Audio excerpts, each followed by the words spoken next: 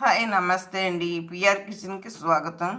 ఈరోజు నేను micro పాస్తాతో curry చేస్తున్నాను అండి. చాలా అద్భుతంగా ఉంటుంది. చూడండి, ఇప్పుడు మైక్రోని తీసుకున్నాను, ఒక కప్పు. అందులో హాట్ వాటర్ వేస్తున్నానండి, అది వేడి నీళ్ళు వేస్తున్నాను. వేసి మరగబెడతానండి. మరగబెట్టిన తర్వాత బాగా ఉడకాలండి. ఉడికిన తర్వాత మనం జాలి గిన్నెలు వేసుకుని పక్కన పెట్టుకుందాం. తర్వాత చూడండి, ఒక పెద్ద సైజు ఉల్లిపాయ తీసుకున్నాను, ముక్కలు కట్ చేసుకుని ఆయిల్ ఒక 4 స్పూన్లు వేసి వేయించుకుంటున్నానండి. ఇది చాలా అద్భుతంగా ఉంటుంది, టేస్ట్ అయితే సూపర్ ఉంటుంది. అలాగే దీంట్లో కొంచెం మనం మన చేతితో తినేవచ్చు మామూలుగా. అలా కాదనుకుంటే కర్రీలాగా కూడా తినొచ్చు. దీన్ని 2 విధాలుగా ఉపయోగించుకోవచ్చు. ఇందులోనే క్యాప్సికమ్ కోసి వేసానండి. కొద్దిగా ఉల్లిపాయ మగ్గడానికి ఉప్పు వేసాను, రుచికి తగ్గట్టు. చాలా రుచికరంగా ఉంటుందండి, చాలా టేస్టీగా కూడా ఉంటుంది.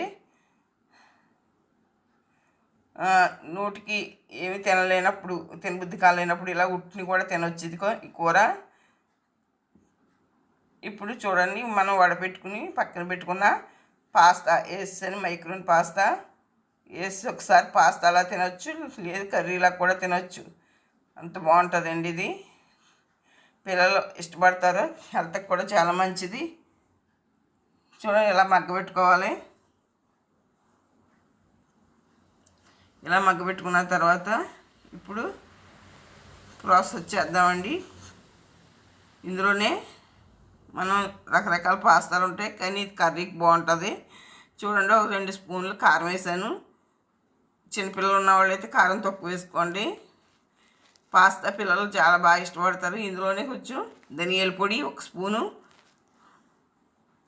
వేసి కలుపుతామండి. ధనియాల పొడి, పసుపు. చూడండి, ఇవన్నీ వేసి కలిపేసి 1 నిమిషం అలాగే ఉడకనిద్దాం.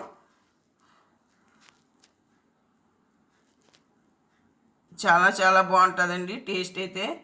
మరి నేనైతే చాలా ఇష్టంగా తింటాను. ఇది మామూలుగా స్నాక్స్ కింద కూడా తింటాను. కొంచెం కారం, ధనియాల పొడి, కారం ఇవన్నీ కొంచెం కొంచెం తగ్గించి వేసుకుని తింటానండి. ఇది కర్రీ కాబట్టి.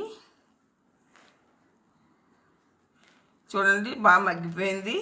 ఇప్పుడు దీంట్లో మనకు కావాల్సినంత వాటర్ కూడా వేసుకుందామండి. చూడండి, కావాల్సినంత వాటర్ వేసాను, అంటే వీటికి సరిపోయినంత వాటర్ వేసాను. ఆల్రెడీ ఉడికిపోయిందే కాబట్టి ఇలా వేసానండి నేను.